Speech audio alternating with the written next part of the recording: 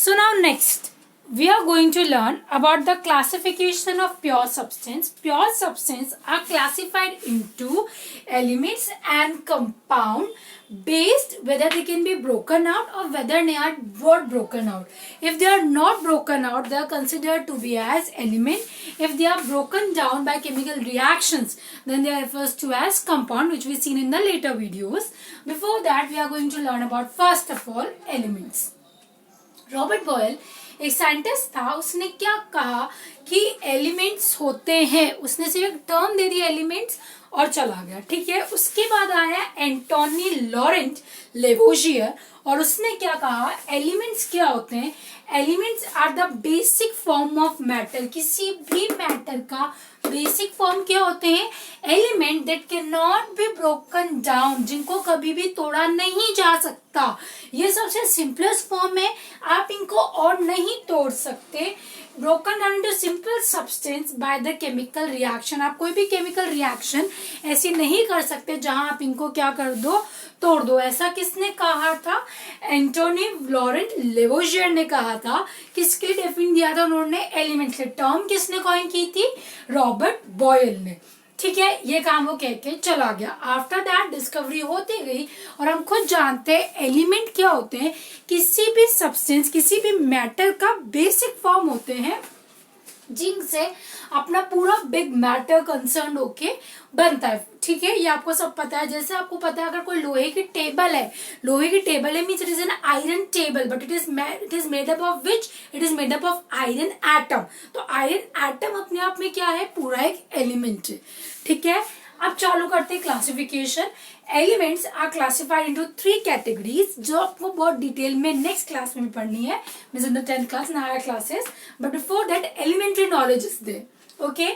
Elements या तो होते हैं मेटल्स, या होते हैं नॉन मेटल्स, या होते हैं मेटलॉइड्स। अब मेटल क्या होते हैं, नॉन मेटल क्या होते हैं, we are going to see that.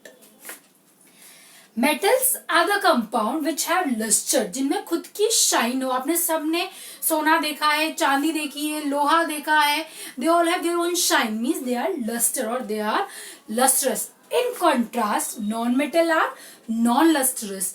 Metals के कंपैरिजन में नॉन मेटल्स में कोई चमक नहीं होती, they are non lustrous, okay. They are sonorous, अगर आप बजाओगे तो मेटल्स में आवाज आती है। ये तो वुडन का बना हुआ है इसलिए इसमें आवाज नहीं आ रही। अगर आप खुद जानते हो मेटल है, घर में एक प्लेट को स्पून से स्ट्रक करना, एक अजीब सी आवाज आती है, that voice is metallic voice and that refers to as sonorous. Non-metals are not sonorous. Okay? They are malleable. इनकी शीट्स बनाई जाती है। आपने लोहे की चद्दर देखी है, बिल्कुल ठीक है। आप टिन शीट्स देखते हो ना, किसके मिलके बना हुआ है, लोहे का, because they are malleable. Non-metals, they are not malleable. Okay? They are ductile. What do you mean by ductile? Ductile means they are drawn into wires. आपने देखे चांदी के तार होते हैं, कॉपर के तार होते हैं, because metal has the property of ductility. They can be drawn into wires also.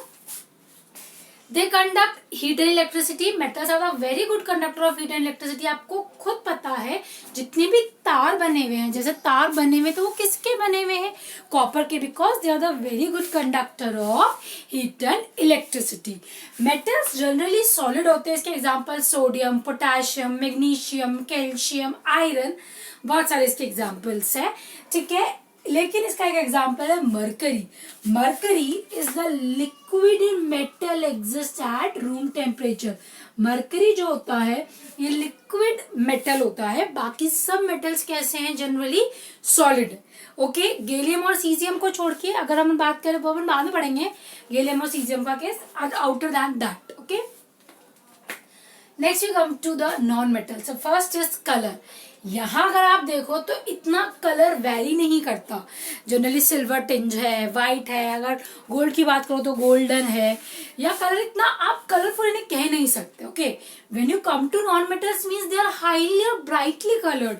Iodine को देखो वॉयलेट कलर का है, ब्रोमीन को देखो येलो कलर का है, लेड को देखो, लेड तो सबका देखा हुआ है ना, पेंसिल की जो लेड होती है, जो वैसा कलर है वो होता ग्रेफाइट है पेंसिल में जो प्रेजेंट है, जैसे वो लेड कलर, मतलब इजिली यू कैन, कार्बन है बिल्कुल ब्लैक है, तो वी कैन सी कि वो डिफरेंट डिफरेंट कलर्स का है, ठीक है। ये कंडक्टर्स थे but they are the poor conductor of heat and electricity.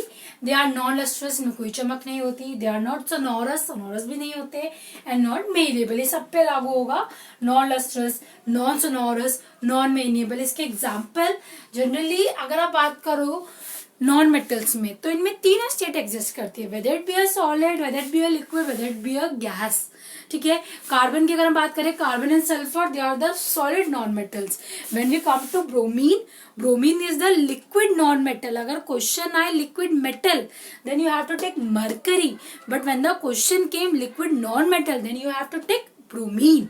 Okay, ये आ गया आपके पास. ऐसे गैसेस, ऑक्सीजन हो गई, फ्लोरीन हो गई, क्लोरीन हो गई, आयोडीन हो गई, they are generally gases non metal.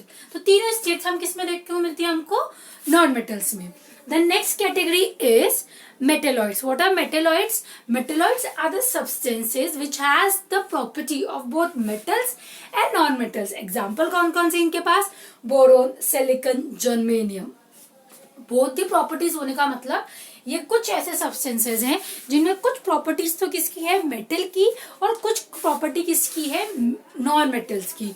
जब आप हायर क्लासेस में जाओगे तब आप देखोगे इन्हीं मेटल्स को, इन्हीं मेटलॉइड्स को हम क्या भी बोलते हैं? सेमी मेटल्स, क्योंकि इनमें कुछ प्रॉपर्टीज मेटल्स की है और कुछ प्रॉपर्टी नॉन मेटल्स की. अगर कंडक्टिविटी की बात करें, दे आर गुड कंडक्टर, लेकिन इलेक्ट्रॉन रेशियो की बात करें तो they are non metals. Okay, तो डिफरेंट प्रॉपर्टीज हैं. प्रॉपर्टीज नहीं पढ़नी, just only definition this time.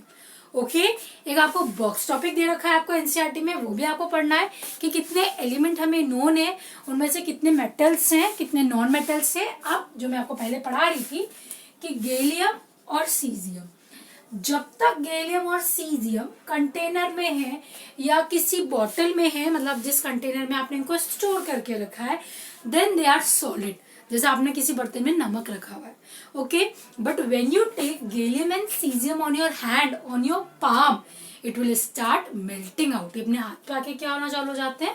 पिघलना चालू हो जाते हैं. ओके, तो ये आप याद रखोगे, ज्यादा जनरली अलग चीज है इनकी. ठीक है, तो ये आप याद रखना. If you have still any doubt you can ask. Okay.